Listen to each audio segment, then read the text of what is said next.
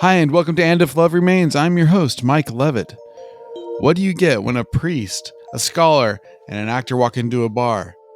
Well, not just a great joke, but you also get Michael Ward. Michael Ward is a Catholic priest and is senior research fellow at Blackfriars Hall, University of Oxford, and professor of apologetics at Houston Baptist University. He is author of the best-selling and award-winning Planet Narnia, The Seven Heavens and the Imaginations of C.S. Lewis. And most recently, he is the author of After Humanity, a guide to C.S. Lewis's Abolition of Man.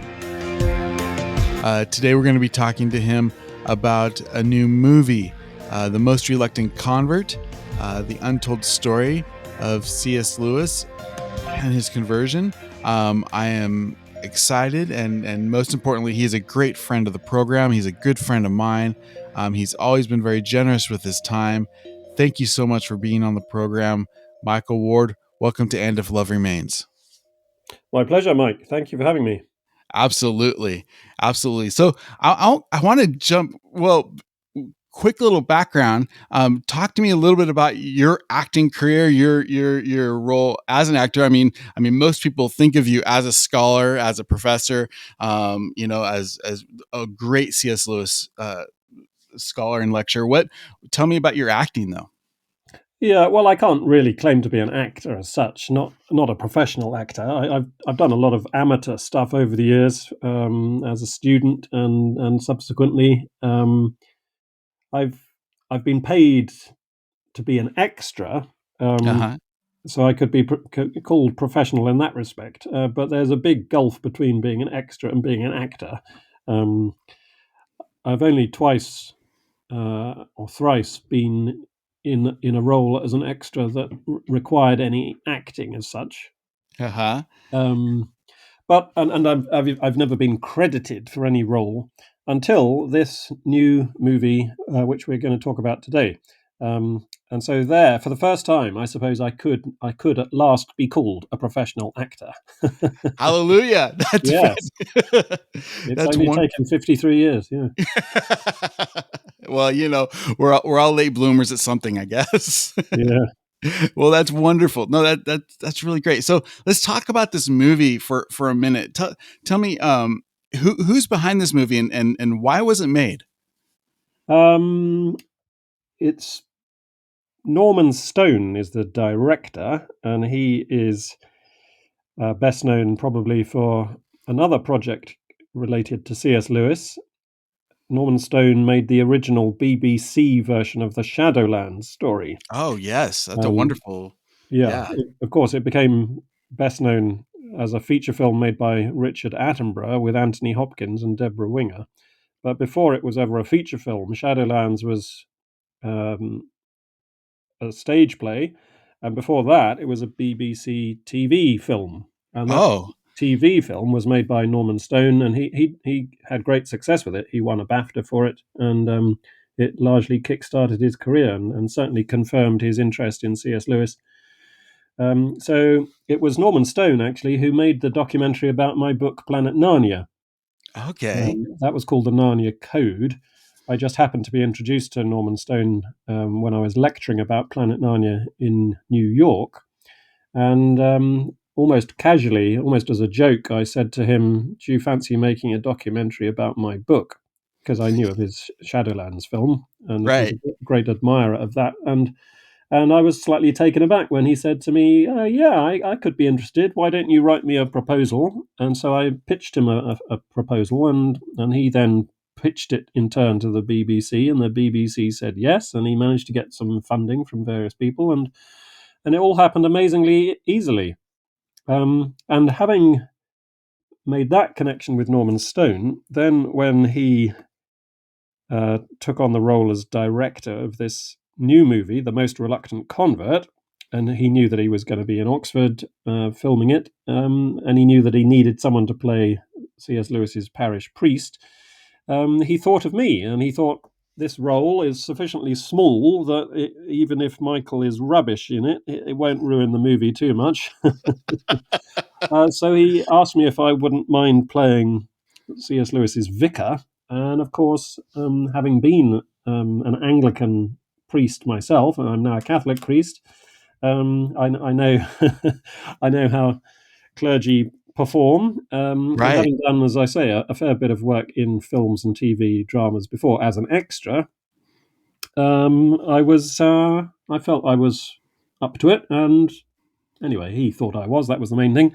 And I had 2 days filming on this movie, and it was two of the most fun days I've spent in my entire life. Oh, wonderful. That sounds like a lot of fun. Now, clearly, I maybe not clearly. The filming was done pre-COVID, I guess. When was it made, or when was the filming done, and what was that process like? Obviously, for you, is relatively short, but how long did you have to wait after filming to get to this point? Well, the filming was done in September and October last year. Um, so it was after the pandemic hit. Um, but in that brief window last autumn, um, many of the most severe restrictions of the lockdown in Britain had been lifted. Oh yeah, good. At any rate, sufficiently for us to do this filming. Right. There was a lot of social distancing, and in between takes, we all had to put our masks on and all the rest of it. And there was no in these church scenes that I was involved in. There was no, even though we were filming the singing of a Christmas carol. Um, the other people in the scene, the extras who were playing the congregation, they were mouthing the words to this carol. Oh, They weren't allowed to sing as such. wow. Um, Well, so yeah, that's great. it was quite restricted in certain respects, Yeah. but nonetheless, we managed to do it, and I don't think anybody got COVID either. See, that's it was a blessing. It was a blessed effort, I guess. So that's wonderful. And why was this movie made? Like who or not who, but why now? I guess what's the what brought it about, or Yeah, do you well, know? I mentioned that Norman Stone is the director, but the real motive force behind it is the actor Max McLean, because Max McLean has been starring in a one man show off Broadway and elsewhere around America for some years now in this most reluctant convert drama. It's a production of the Fellowship for Performing Arts. Um, and so, after the success on stage, Max thought it would be about time to turn it into a movie. And so, between him and Norman Stone, that's how it's come about. Um, why now, particularly, I don't know. These Just the things right are, time, right? yeah, Funding, yeah, exactly, yeah. yeah. That's great. And um, so the material from the movie comes from this play. Do you know? Does that material come from C.S. Lewis's writings, or where do we get this story from? Yeah, almost the whole of the screenplay in the movie. I don't know about the play script on stage. I've not actually seen the theatre version, but the screenplay is derived almost entirely from Lewis's own words, and in particular from his autobiography, "Surprised by Joy." Um, so it's very close up to Lewis's own take on his own story, Hmm. and so it feels very authentic. It's unabashedly it's unabashedly theological and spiritual. There's no dodging of the question of Christianity. I mean, that's the whole story. The most Right. reluctant convert is Yeah. about how Lewis comes to believe in God and then believe in the Christian God. So that's Spoiler all. alert, guys. Yeah, He's a convert. quite. But that's one of the reasons I like it, because unlike the recent biopic about Tolkien that was made, which really skirted his Christianity, there's no skirting involved here. On the contrary, they're plunging right into it, and it's all the better for that, I think. Yeah, absolutely. Well, yeah, that it's interesting. I remember listening. I think it was Jerry Root actually, who talked about the book Surprised by Joy, and how some people, I believe, criticize it because it's not the full autobiography. It's not a memoir. It's not, it's not this. It's not that. And his argument is that that wasn't the point. The point of Surprised by Joy was to tell a story about a conversion and about his relationship, with that process, I guess. Yeah, absolutely. Surprised by Joy is subtitled The Shape of My Early Life, and it stops as soon as Lewis has become a Christian, um, which is only, about halfway through Lewis's life. So everything that he went on to do after he'd become a Christian is left out of that book. And so if you want, a standard autobiography, a reflection upon someone's entire life or most of their life, you don't get it. That's not the purpose of the book, and that's not the purpose of the movie either. Right. Um, it's it's very narrowly focused on this one particular story.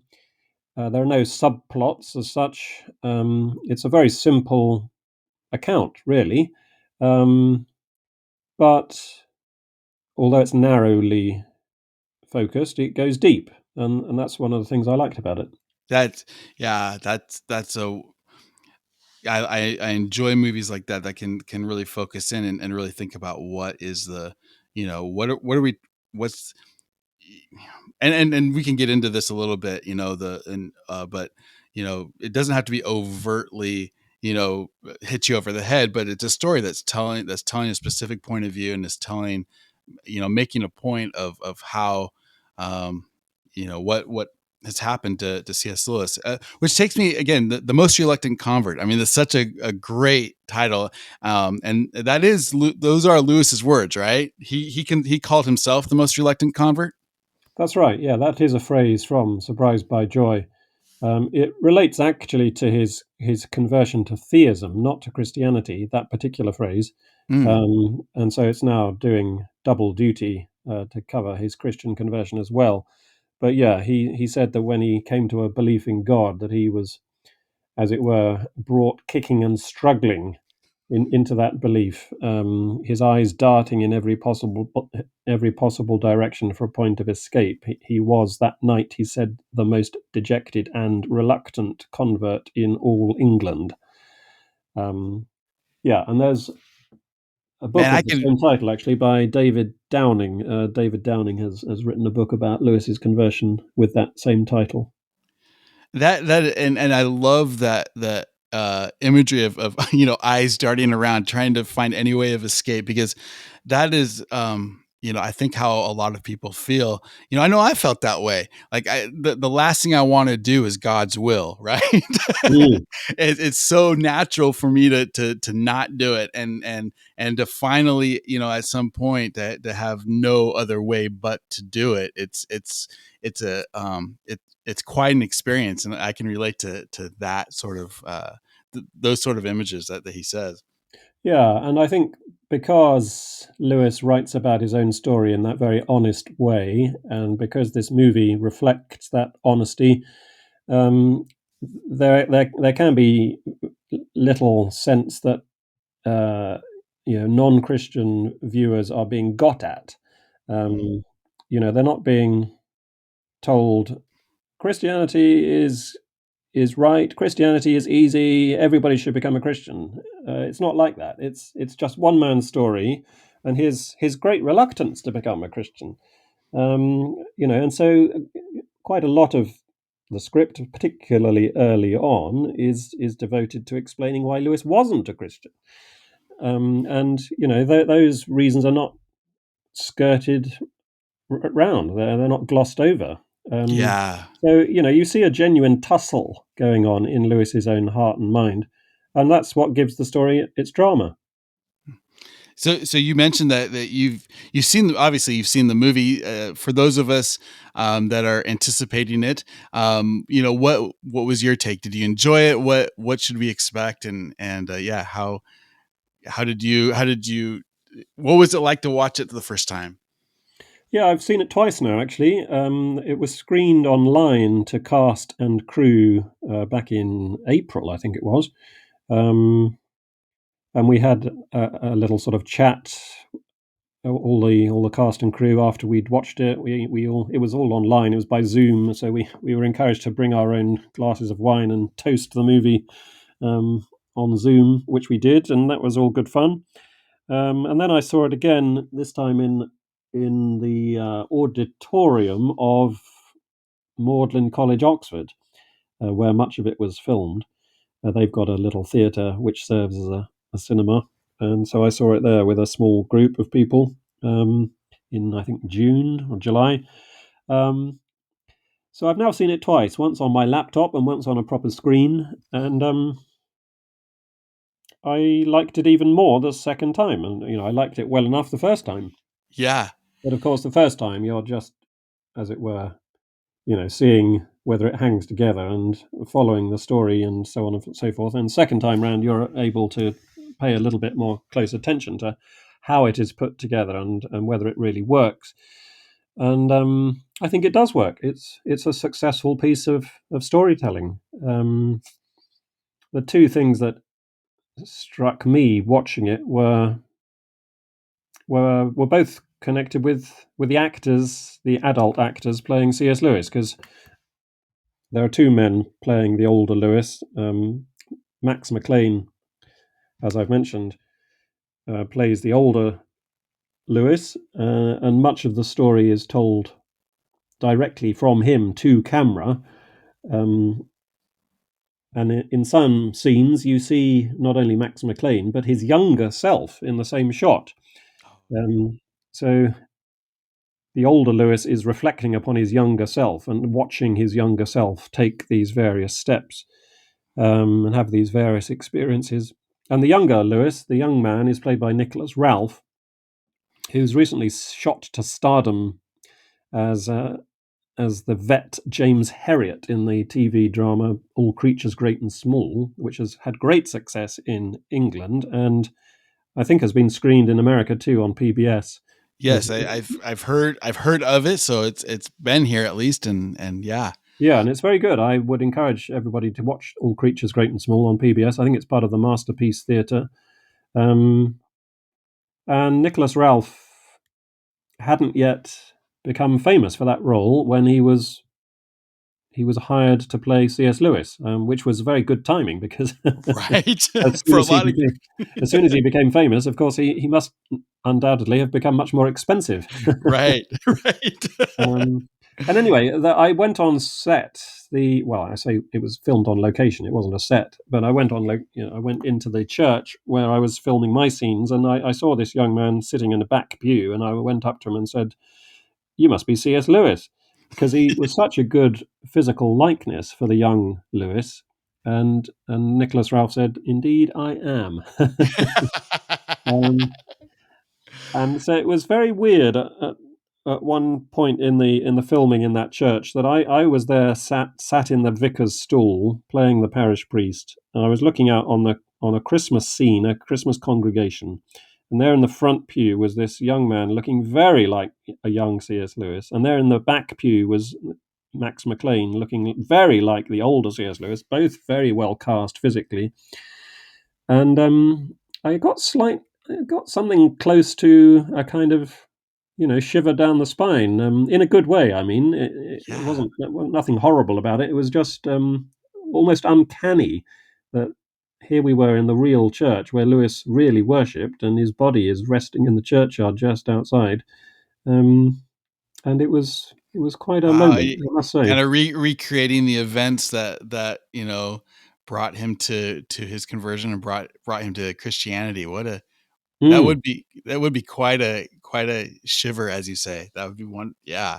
Yeah, yeah, yeah. And I had the role as parish priest in this Christmas Day scene of giving C.S. Lewis communion, and that's sort of, though this is a bit of a spoiler alert. So you might want to close your ears for a moment. That moment of his receiving communion on Christmas Day is the climax of the movie. Okay. Um, and so it was again quite an honor, as it were, to have that role at that particular crucial moment. Absolutely. Wow. Wow. Well, that's something to look forward to. Absolutely fabulous. What um so kind of obviously to get away from the movie per se and talk a little bit about C.S. Lewis's life and kind of the what we're going to be seeing in this movie. What um tell us a little bit about his early, just quickly, like was he brought up Anglican? Like how was he brought up, and what were some events or what were the things that turned him away from his Christianity, if that's how he was raised? Yeah, he was raised as a Christian. He was born into a Christian family. He was born in Belfast, and his grandfather was the vicar of the church where he attended as a boy, and indeed his grandfather baptized him as an infant in that church, St Mark's in Belfast. Um, so he was born into this Anglican family and taught all the usual things, he said, and taught to say his prayers and read the Bible and so on and so forth. Um, but when he was about 12 or thereabouts, he went away to school in England, and around that time he abandoned his childhood faith with a great sense of relief. He said. Hmm. Um, his mother had died by that stage. His mother died when Lewis was about 10, and that, of course, was a catastrophic blow for the young child. Yeah. But he doesn't go into any great details about why he abandoned his faith. One of the things he explains about why it was a relief to give it up was that his prayer life had become a great burden to him, and that Hmm. every night when he was saying his prayers at night, he felt that he could only um, end his prayers if he had said them with sufficient earnestness. Every clause of his prayers had to be accompanied by what he called a realization, an intense kind of visualization of whatever it was that he was asking for or praying about. And so this whole process of saying his prayers at night so intensely was a great burden to him, and so that and giving up on that as a Right. result of giving up on his faith in general was a great relief. And That is so, interesting. yeah, Yeah. so for some years he called himself an atheist, um, and it was in his late 20s that he came back to a belief in God. So he called himself a theist for a while, and then in the early 1930s he became a Christian, or Okay. you might say he reverted to being a Christian. Right. Because And he how had been raised as a Christian, he had been baptized, and so it's in a way it'd probably be more accurate to talk about the most reluctant revert than the most reluctant convert. right. That's great. What so how long, I mean, if he was in his 20, I don't know his life well enough. Um how many years would he have thought of himself as a theist before he actually reacquainted, reverted Mm. to Christianity? Well, it was probably only about a year or so. Okay. Um, Interestingly, he seems to have misremembered the date of his own conversion to theism. In Surprised by Joy, he dates it to 1929. But Alistair McGrath, in his recent biography of Lewis, um, argues very persuasively that he actually misremembered it and that he became a theist in 1930. Okay. And then a Christian in 1931. So it was only about a year or so that he was a theist as such. Which that once you make that kind of uh make that leap, it doesn't go too much further, if you especially if you have a background in Christianity, Mm, to do that. I would think. What he lived at a really unique time. The Great War took place. lots of turmoil in the world. He served in World War One. What role did World War One have in his theological thinking? Well, I think it confirmed his general pessimism, um, and of course he saw a lot of suffering. He saw men die. He was very nearly killed himself. He served only for about 6 months in the trenches of France, and even then, some of the time was spent in hospital, not on the front line, because he went down with trench fever and was hospitalized for a bit. Um, but then a shell fell in his trench in the spring of 1918 and obliterated, just annihilated the man standing next to him, his sergeant, Sergeant Ayres. And Lewis felt that he was probably dead himself. He kind of had an out of body experience, and the thought occurred to him: here is a picture of a man dying. He thought he was dead or was dying, and did indeed, come very, very close to being killed. And he was spattered full of shrapnel, bits of which he carried around in his body for decades afterwards. But of course, he survived. He was invalided back to England, and he spent about another 6 months or so recovering from his war wounds. Hmm. Um, and the first book that he ever published was a book of poetry, Spirits in Bondage, it's called, a cycle of lyrics. And that came out the year after the war ended, 1919.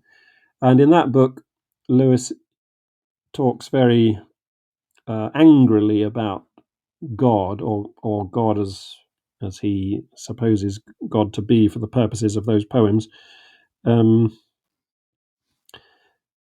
And how much the war caused his anger against God, and how much it just intensified an existing anger and disbelief is not clear to me.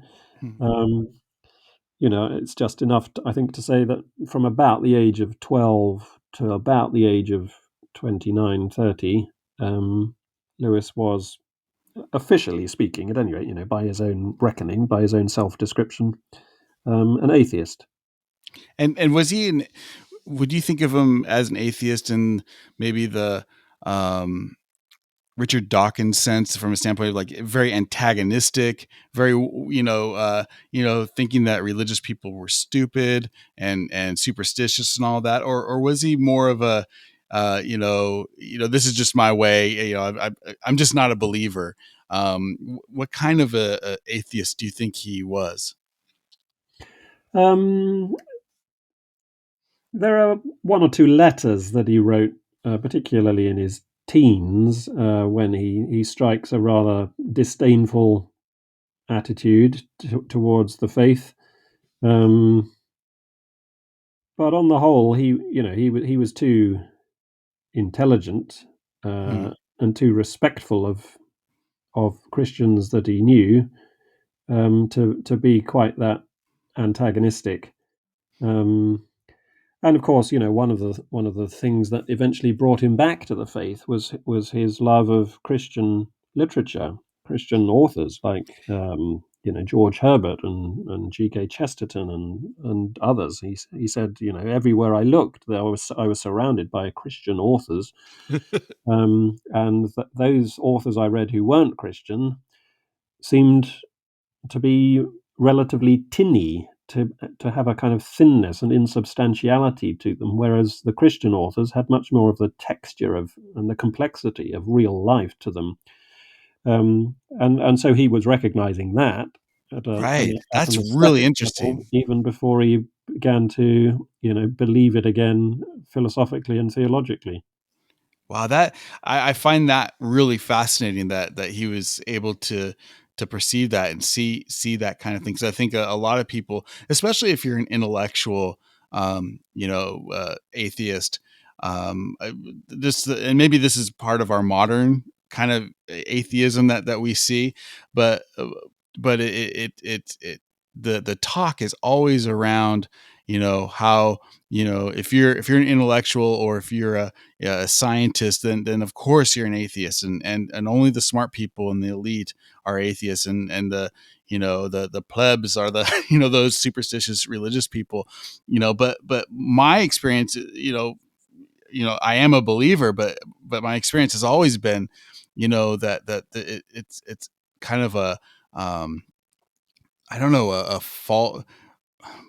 Like, if you take God out of science, it's not pseudoscience, but there's a part of it that's missing. There's a depth to it that's missing, that tinny is a great word to describe it. It really does not.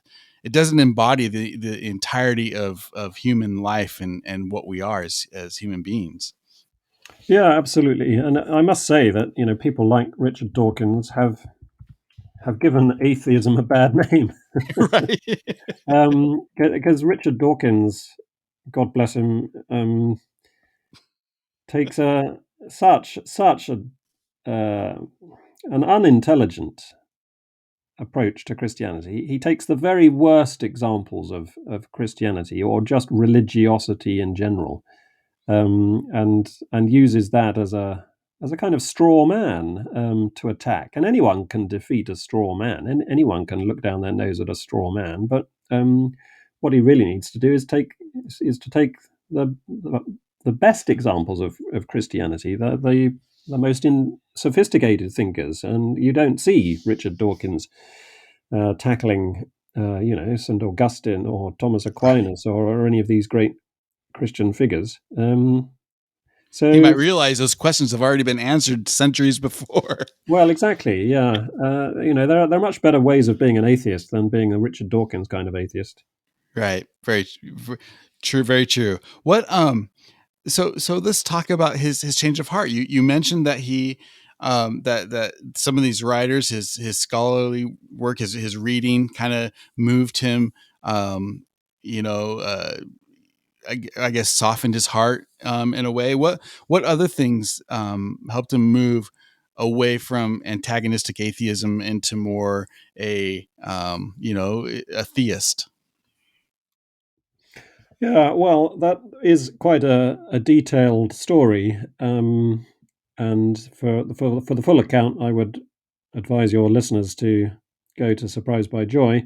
Um, there are lots of things that play into it, but I think one of the main ones is that just philosophically, Lewis felt that he couldn't hold on to the objectivity of value um, without in a purely materialistic framework. So, in other words, there is an objective truth, and that objectivism has to come from somewhere. Like you can't have value without having a standard to measure that value by. Is that what you mean by that?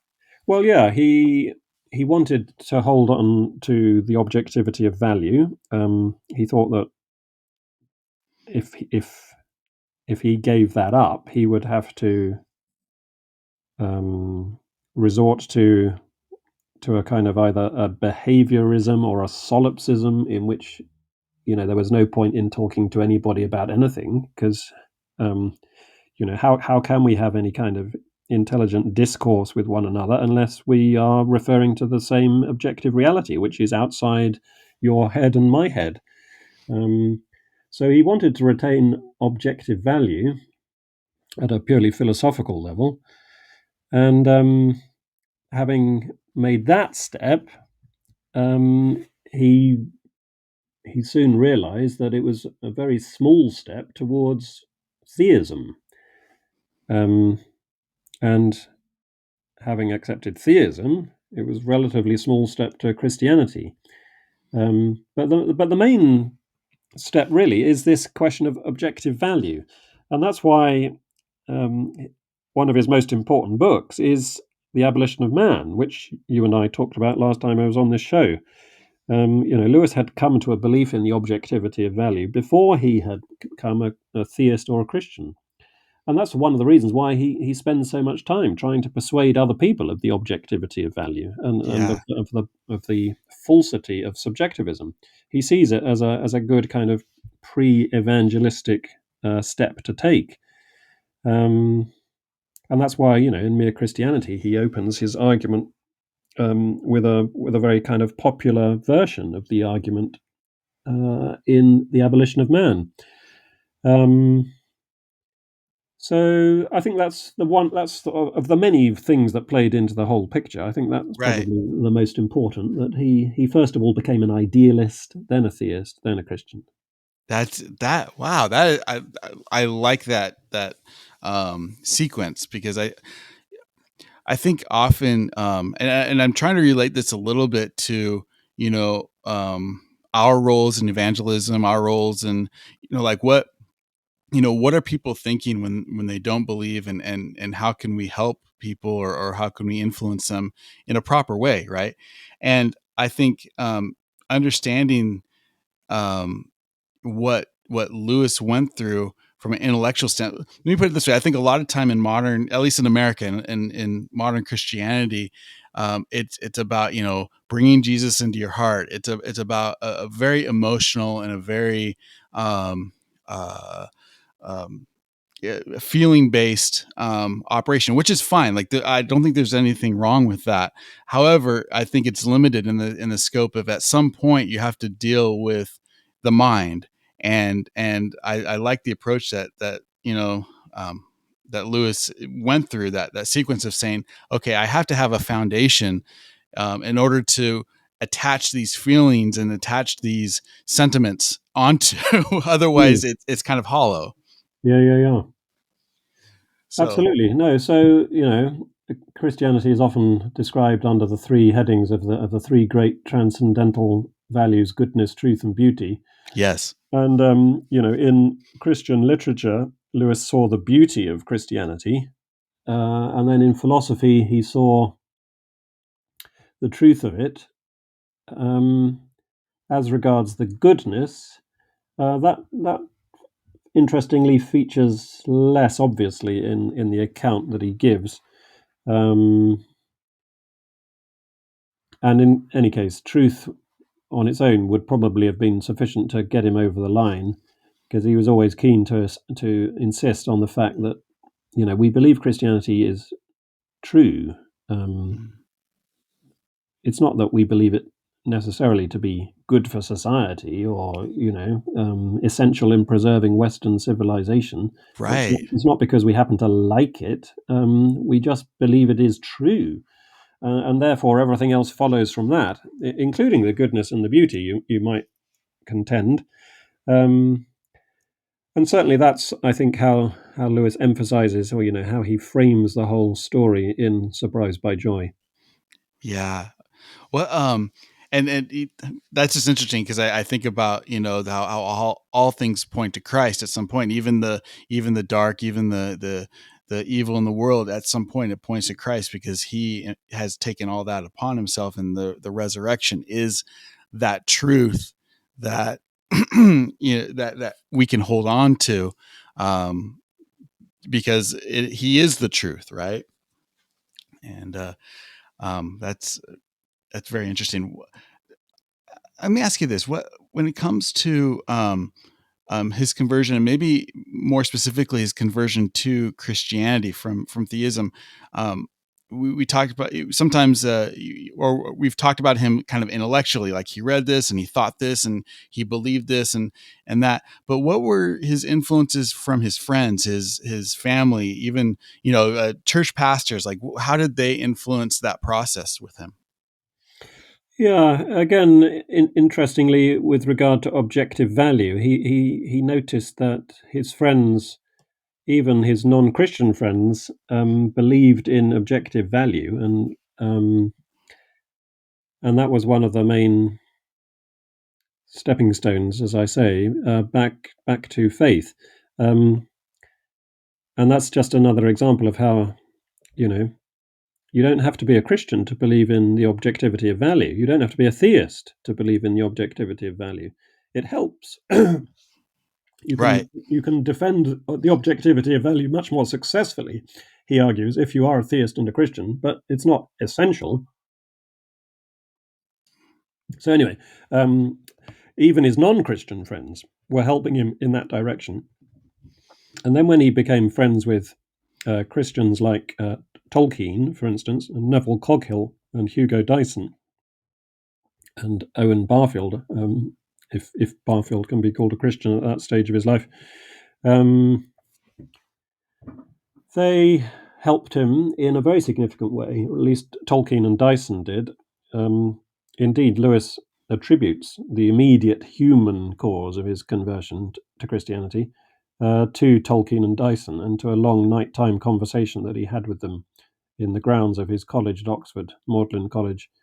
They walked around this beautiful riverside walk, which is part of the grounds of Magdalen, in a lovely evening walk in September 1931, and a few weeks afterwards, Lewis had the life-changing trip to Whipsnade Zoo, when, as he said, he set out not believing that Jesus Christ is the Son of God, but when he reached the zoo, he did. And as he reports in a letter around that time, his long nighttime conversation with Tolkien and Dyson had a lot to do with this change of heart. Now, all that relates to a more imaginative aspect. We've been talking a lot about truth, but we ought to talk about the imagination too, because what Tolkien and Dyson showed Lewis was that Christianity was the true myth, and Lewis himself was acknowledging that he loved myths, pagan myths of dying and rising gods, and he mentions those of Balder and Adonis and Bacchus and the corn gods, stories which Lewis found profound and moving and suggestive of truths beyond his grasp. He couldn't say in cold prose what these myths meant, but he thought they were terribly important somehow. Whereas with Christianity, the story of this particular dying and rising God, he didn't receive it in any way as a kind of story that spoke to his imagination, but he wanted to turn it immediately into a system of thought, into a philosophical system, a creedal statement, theological formulations, you might say. In other words, he was over intellectualizing it. Yeah. And Tolkien and Dyson said, why don't you just relax into the story of Christ and trace the narrative content of a child being born into the world who is God and who grows up and suffers and dies and rises again. Treat it as a story that you can enter into, and as a drama of character and incident and event. And then you'll be hearing the language of Christianity in the proper sense, because this lived language of a real man in a real time in a real place doing real things is a language more adequate than the language of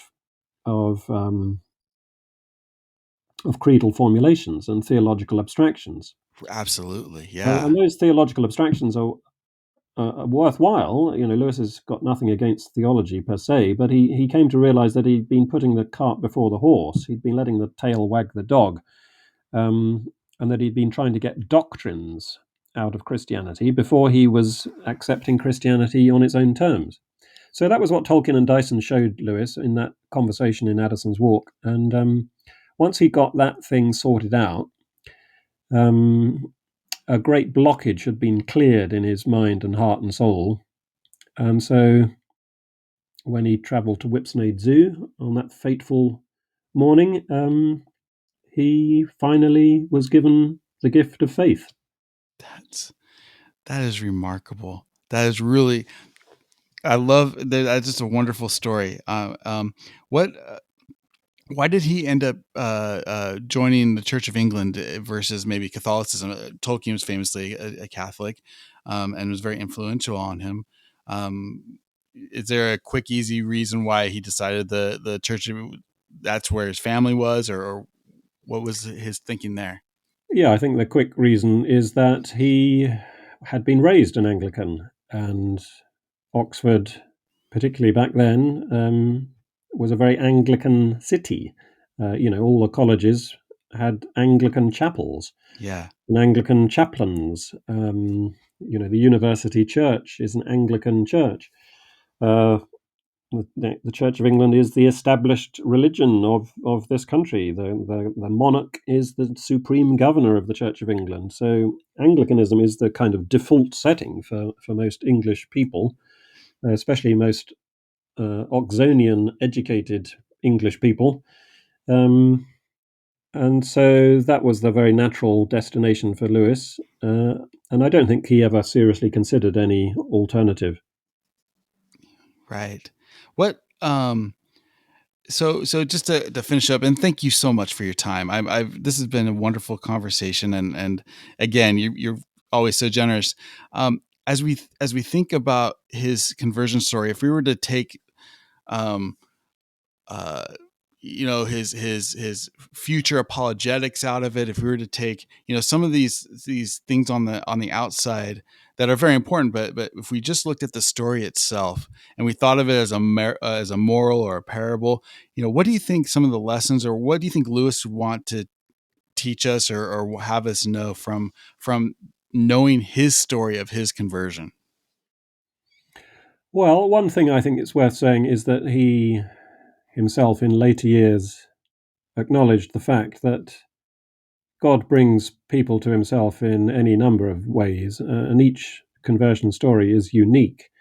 So there's no pattern or template that people should try to conform themselves to. Having said that, of course, we do look to other people as a way of understanding the world, and if we were to draw any kind of lesson or moral from Lewis's own example, um, I suppose one would be, as we've already touched upon, the need to seek for the truth, and to let the truth be your guide, even if that leads you in a way which you might otherwise find, unattractive. Because Lewis says, doesn't he, repeatedly in the course of Surprised by Joy, that his great desire in life had been to be left alone, not to be interfered with, to be his own master. And he was a very individualistic kind of character. Um, and that was one of the reasons he didn't want to become a Christian, because he saw God as the great interferer. Hmm. Um, and so, from that point of view, he genuinely didn't want to become a Christian, but he felt that he had to if he was going to be intellectually honest. He had to acknowledge that God existed and that God therefore had certain claims upon Lewis's life.